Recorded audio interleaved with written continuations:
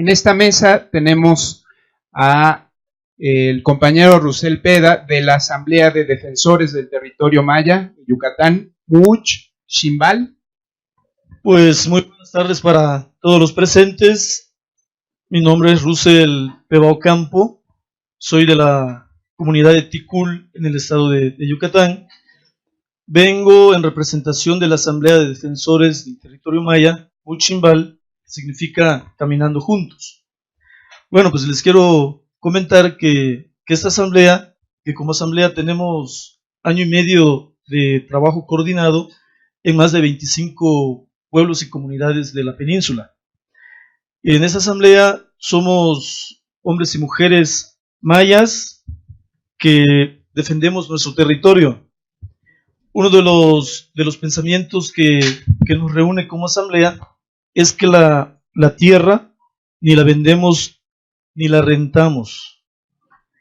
Y otro de los aspectos más importantes es que esta asamblea no tiene relación con ningún partido político.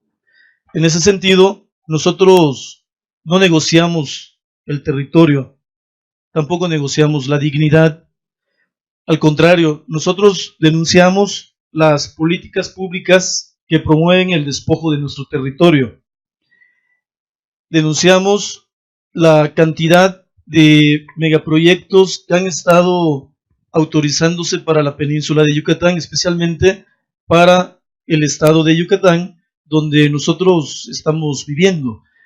Y bueno, dentro de este marco, yo sí les quiero comentar que para nosotros los mayas, el espacio donde vivimos es un espacio sagrado, es nuestro territorio. En ese espacio es donde nosotros vivimos, donde viven nuestros hijos, pero además es el espacio donde se desarrolla nuestra cultura. Sí les quiero compartir que gran parte de lo que está en nuestro territorio es el desarrollo de la milpa, que es una actividad que no es una actividad nueva, es una actividad que heredamos de nuestros abuelos. Y con la entrada de estos megaproyectos, con esta cantidad de megaproyectos autorizados, una de las cosas que están en riesgo es justamente la milpa. Otra de las actividades milenarias que están en riesgo es la apicultura. Nuestros ritos, nuestros mitos. Y aquí yo sí les quiero comentar, por ejemplo, que sin territorio, pues no hay cultura. O sea, es un despojo del territorio, es un despojo de los recursos naturales, es un despojo de nuestra identidad. Para lo que nosotros es vida, es un recurso. Para el sistema de despojo, se mercantiliza y le ponen signo de precios. Le han puesto signo de precios al agua, le han puesto signo de precios a la lluvia, le han puesto signo de precios al aire, le han puesto signo de precios incluso hasta a la luz del sol. Entonces, todo eso es lo que está en riesgo en nuestro territorio. Y sí es muy importante que nosotros como Asamblea de Defensores, pues estamos luchando para la defensa justamente de este territorio. ¿Cuáles son los proyectos que han estado autorizándose para la península y sobre todo para nuestro territorio en el estado de Yucatán? Es una gran cantidad de megaproyectos de energía limpia. Bueno, le llaman energía limpia, pero en realidad son proyectos de despojo. Y hasta el momento estamos hablando de 24 megaproyectos de energía limpia entre proyectos eólicos y proyectos solares. Se han estado autorizando igualmente en nuestro territorio una gran cantidad de granjas porcinas por miles de cerdos. Aquí sí les quiero comentar que esto es lo que pone en riesgo la integralidad de nuestros recursos, porque el subsuelo del estado de Yucatán es un subsuelo que es muy delicado. Nosotros no tenemos ríos superficiales, nuestro sistema de agua es por medio de cenotes, o sea, son ríos subterráneos y eso lo hace más frágil. Entonces, cuando se autorizan una gran cantidad de granjas de cerdos, obviamente todo el desecho se va al manto acuífero. Y en los cenotes, pues nosotros consumimos esa agua precisamente, y una gran cantidad de cenotes también se han utilizado para hacer ciertos ritos que nos han enseñado nuestros abuelos. Entonces, también y en ese momento, pues tenemos en puerta lo que le han mal llamado el Tren Maya, que pues más bien un tren chino, ¿no? Entonces, ¿cuáles son las estrategias legales que se utilizan para la justificación de todos estos proyectos? Por ejemplo, tenemos manifiestos de impacto ambiental que se realizan a modo. Lo realiza la empresa, lo certifica, en el caso, por ejemplo, de los parques solares, parques eólicos, lo certifica la CENER, por ejemplo, ¿no? Y la Semarnat. Entonces, los manifiestos de impacto ambiental dicen cada vacilada que, si yo se las llegara a contar, parece un cuento de chistes, ¿no? Entonces, también tenemos los contratos que hacen las empresas con los ejidos, que son contratos completamente disparejos, ¿no? Violatorios completamente de nuestro derecho al territorio. Y una cosa más que es muy importante, hay un término que aparece en la Ley de Transición Energética que habla en el artículo 19 de la evaluación ambiental estratégica, que dice que la evaluación ambiental estratégica, la Semarnat la tiene que realizar antes de la aprobación de cualquier proyecto de energía limpia. Eso quiere decir que la Semarnat tampoco cumplió con este procedimiento. Nosotros hemos indagado, hemos solicitado ante Semarnat que nos den el resultado de esa evaluación ambiental estratégica, y hasta el momento no tenemos ninguna respuesta positiva. O sea, que tampoco se realizó este procedimiento de ley que obliga a la Semarnat a tener que hacerlo. Y bueno, ¿cuál es el problema de la consulta? Nos parece que el tema en sí es el tema de la consulta. Nosotros allá en Yucatán, la consulta se vive con violencia, se divide con divisiones. Les quiero comentar lo que ha ocurrido, por ejemplo, en la comunidad de San José Tipque, que en esa comunidad se autoriza un proyecto fotovoltaico en más de 700 hectáreas para la instalación de 1.227.000 paneles solares en un espacio de selva baja. Entonces, ¿qué es lo que ha hecho la consulta? La consulta, en realidad, no pone en tela de juicio la viabilidad del proyecto. Lo que se consulta son los beneficios sociales compartidos. Entonces, finalmente, la consulta es una farsa. La consulta es un circo. Dice, por ejemplo, el protocolo de la consulta, que la consulta, y eso ya lo han comentado los abogados, que tiene que ser libre, previa, informada. Entonces, se autorizan los proyectos. Cuando se autorizan los proyectos, vienen los contratos. Y después de los contratos viene la consulta. Entonces, ¿dónde está el carácter previo de esta consulta? Y también sí les quiero comentar, por ejemplo, cuando se autoriza una granja de cerdos en la comunidad de Jomún, sí les quiero comentar que Jomún es una comunidad que está en el centro de la Reserva Hidrogeológica del Estado, porque tiene una gran cantidad de cenotes. La SEDUMA, que es la Secretaría Estatal del Medio Ambiente, autoriza una granja de cerdos por 49,000. Pero viene lo más irónico. El manifiesto de impacto ambiental lo certifica una odontóloga. Efectivamente, 49,000 cerdos. Entonces, eso obviamente nos trae una situación de despojo de los recursos, de despojo del territorio, del despojo de la identidad. Entonces, al momento se lleva una gran cantidad de proyectos ya autorizados para el estado de Yucatán. Estamos hablando de 24 proyectos de energía limpia, ¿sí? Energía limpia entre comillas, ¿no? Porque dentro de estos 24 proyectos estamos hablando más o menos de una cantidad como de 12,000 a 15,000 hectáreas de selva bien conservada que se va a deforestar. Entonces no entendemos dónde está la energía limpia en estos proyectos, ¿no? Una de las cuestiones que, por ejemplo, dicen los manifiestos de impacto ambiental, que estos manifiestos de impacto ambiental son precisamente los que justifican la entrada de estos proyectos. Por ejemplo, en el caso de Guayma es una comunidad que está al oriente del estado.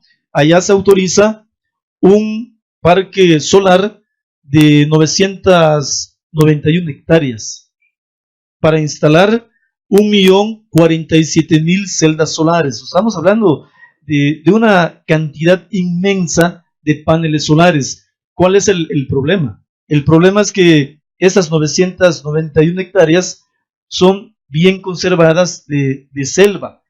Una de las cosas que, por ejemplo, dice el manifiesto de impacto ambiental, y eso lo dicen casi todos los proyectos. Hemos estado analizando que lo que cambia en cada proyecto es el nombre y la ubicación geográfica, porque lo que dicen estos documentos se repiten todos. Por ejemplo, dicen que para no afectar a las aves, los nidos los cambiarán de lugar. O sea, los que vivimos en una comunidad sabemos que eso no puede ser. Sabemos que tocamos el nido y el pájaro no regresa. Dice, por ejemplo, que los árboles jóvenes que están bien conservados serán arrancados y trasplantados en otro espacio. Muchas de esas especies de árboles son especies endémicas. O sea, sabemos que tampoco eso se puede hacer. Entonces, con ese tipo de justificaciones, legalizan los proyectos. Entonces, el principal problema es también la consulta a los pueblos indígenas. Y yo les quiero comentar con un cuento, ¿qué es eso? ¿Cómo se hace la consulta en Yucatán? El cuento del cocinero, no sé si ustedes saben de este cuento. Resulta que un cocinero pues va todos los días al gallinero y escoge su gallina a la que va a sacrificar para ese día. Entonces, eso lo hace todos los días.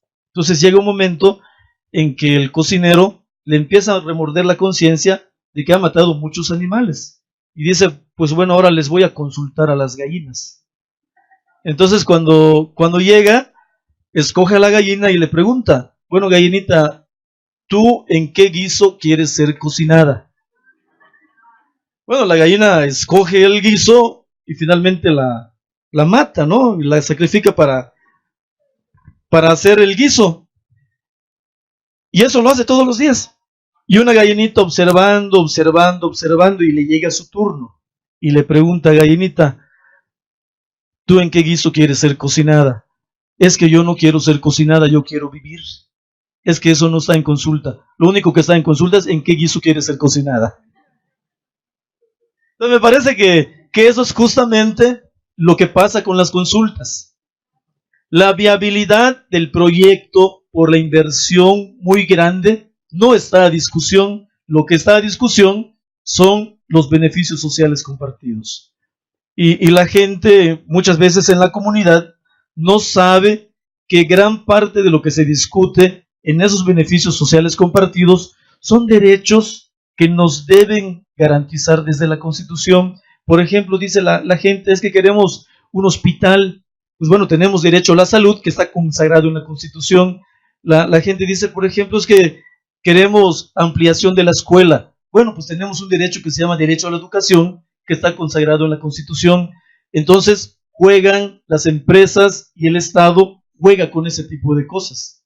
Entonces, lo que está en riesgo, ya para concluir, porque creo que son 15 minutos nada más, lo que está en riesgo es nuestro territorio, nuestros recursos, nuestra vida, la milpa, la identidad. Para nosotros, el territorio es vivirlo. Convivimos con el territorio. Es un espacio sagrado. Cuando vienen esos proyectos, este territorio lo mercantilizan y le ponen precio. Y le ponen precio a los árboles, y le ponen precio a los animales, y le ponen precio a la tierra, y le ponen precio al aire, y le ponen precio al sol, y le ponen precio a nuestra cabeza. Porque finalmente eso es lo que sucede.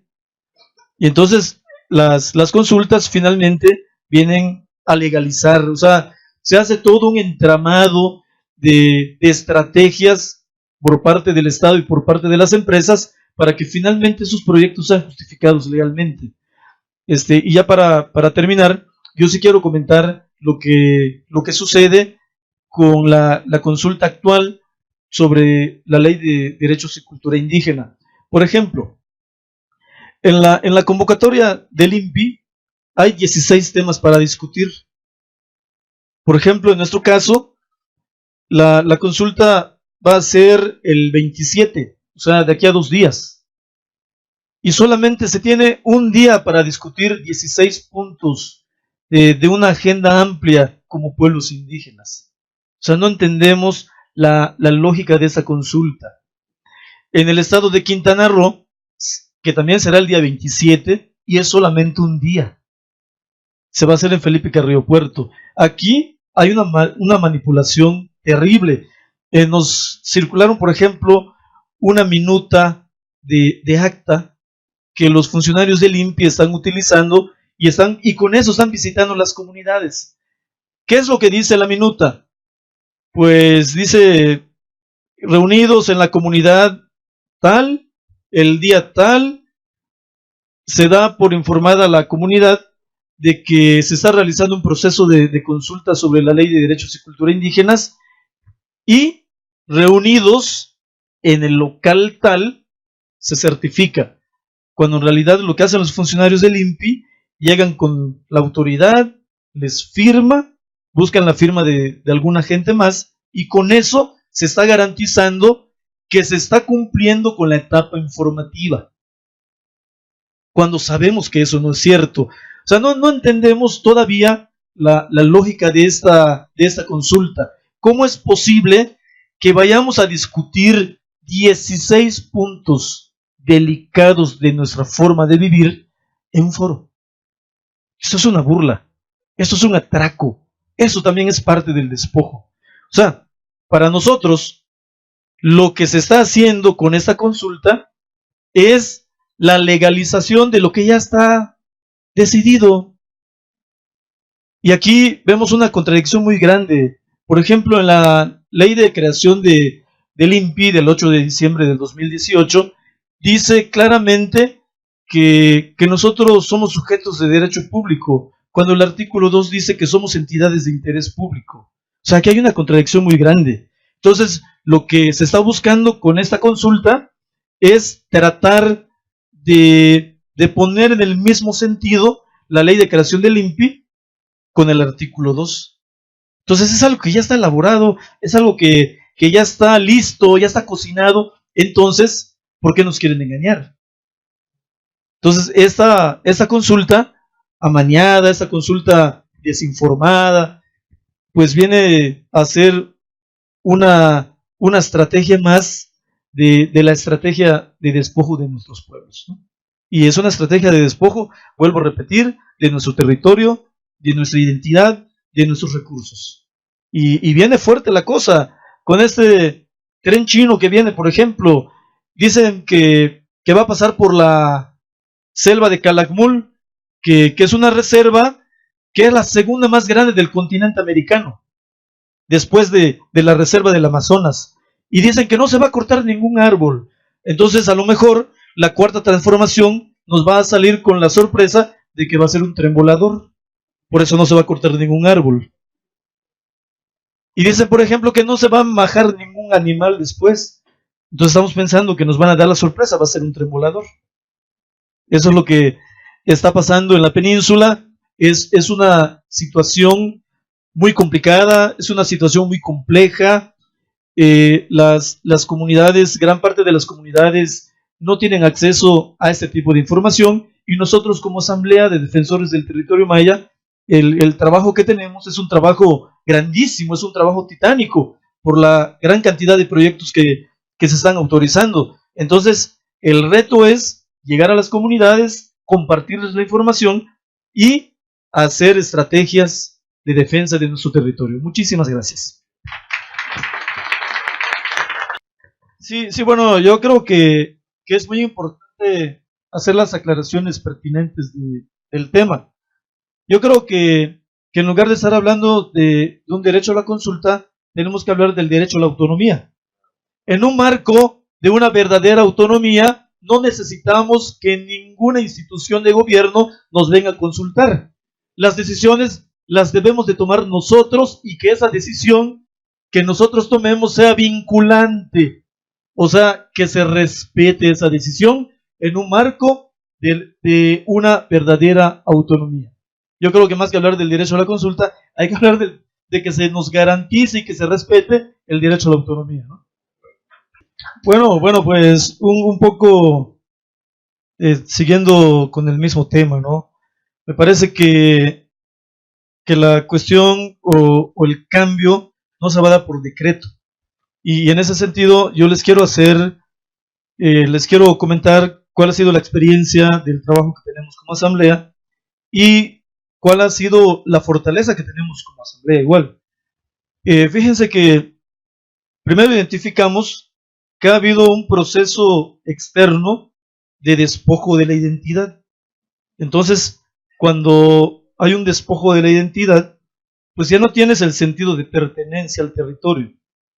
Entonces, sientes que la tierra, el territorio y los recursos es algo que puedes obtener un beneficio económico. Entonces, en ese sentido, la consulta es bien aceptada. En ese sentido. Entonces, nosotros nos dimos cuenta de esa situación y empezamos a trabajar en el reforzamiento y en la recuperación de la identidad como pueblo maya. Entonces, cuando se empieza a recuperar la identidad, empieza a despertar el sentido de pertenencia al territorio. Cuando ya te sientes parte de un territorio, entonces ya podemos empezar a hablar del tema de la autonomía. Esto es algo complicado. ¿En qué sentido? Que, como dije hace un momento, no se da por decreto, no se da porque fuiste una vez y se lo explicaste a una persona. Es un proceso de acompañamiento a los pueblos. Entonces, nos parece que en la experiencia del trabajo como asamblea, la propuesta concreta, que es lo que nosotros hacemos, es trabajar la identidad y empezar a desarrollar el sentido de pertenencia a un territorio. ¿Sí? Eso ha sido la clave. La cuestión legal, yo sí la quiero comentar. La cuestión legal es una estrategia. Es una estrategia que la podemos usar. A nosotros nos da resultado. Porque cuando abrimos un juicio o una demanda, sirve para retrasar el inicio del proyecto, cualquiera que sea, y nos da más tiempo para trabajar el tema de la identidad. Entonces, son dos procesos alternos que seguimos. A veces el otro proceso no se ve, el otro proceso no se anuncia, ¿sí? Lo que se ve es el proceso legal. Y en ese sentido, metemos a las empresas en una dinámica de desgaste. Porque las empresas se supone que ya tenían todo servido. Solamente faltaba que termine la consulta, que la comunidad o que las comunidades o muchas de las comunidades den su aprobación y empezar a talar árboles, ¿no? Entonces, en ese sentido, ¿qué es lo que hicimos? Se mete una denuncia en la PA o se mete un amparo, lo que sea, y eso frena a la empresa y nos da tiempo de caminar el otro proceso igual. Entonces, van caminando los dos procesos y eso nos ha ayudado a frenar varios proyectos. Tenemos en este momento varios proyectos eólicos y fotovoltaicos que ya los tenemos frenados. Y es que la asamblea donde nosotros estamos no tiene financiamiento de ninguna agencia, no tiene recursos económicos. La gente que trabaja en la asamblea es porque verdaderamente cree en la defensa del territorio. O sea, no hay de otra. Nosotros así lo vemos. Creo que ese es el camino que nos ha dado resultado. Entonces, así, muy enfático en eso, en que si no hay un proceso de recuperación de identidad, o sea, las cosas no se van a dar por decreto, porque hay una nueva ley del INPI y te reconocen como sujeto de derecho, porque finalmente en las comunidades esa información, la mayor parte de las veces, ni se entiende que es un sujeto de derecho, ni se entiende que es una entidad de interés público. Entonces, tiene que ser un proceso de acompañamiento hacia la autonomía. Y eso no es un proceso que dure un día o 2 días, es un proceso que dura mucho tiempo. Las personas, muchos de los que estamos en la asamblea donde estamos, Muchimbal, no llevamos trabajando en los pueblos año y medio. Año y medio es la asamblea que nos juntamos como pueblos, pero muchos llevamos trabajando 20 años. Otros llevan trabajando 30 años en los pueblos. Entonces todo eso es un proceso largo, es un proceso que y sobre todo muy, muy complejo, ¿no? Ya para terminar, la cuestión, cuando la utilizamos como una estrategia, también sirve para frenar a los otros proyectos. ¿Saben por qué? Porque los proyectos que tenemos parado son los más grandes y son los más importantes. Son así como los símbolos de los parques solares y eólicos, ¿no? Entonces los otros dicen, bueno, es que si empiezo y luego me sale esta bronca, entonces mejor no empiezo. Y pues eso, de alguna manera, la mayor parte de los proyectos ya se supone que deben estar entregando ya corriente eléctrica limpia y verde a la comisión desde el 2018. Y no han podido cortar un solo árbol, porque los estamos frenando, porque hay procesos de autonomía, hay procesos de identidad. No solamente es la cuestión de la ley, es cierto, es el derecho positivo, vamos a caminar por allá, pero no sirve de mucho, porque finalmente las leyes están diseñadas para facilitar la entrada de los megaproyectos. Leamos la ley de transición energética, leamos la ley de la industria eléctrica, está diseñado para eso. Entonces, tampoco sirve de mucho. Entonces, hay que saber dónde está la trampa que nos tiende la ley y darle la vuelta a la tortilla, ¿no? Y caminar otro proceso, ¿no? Es todo.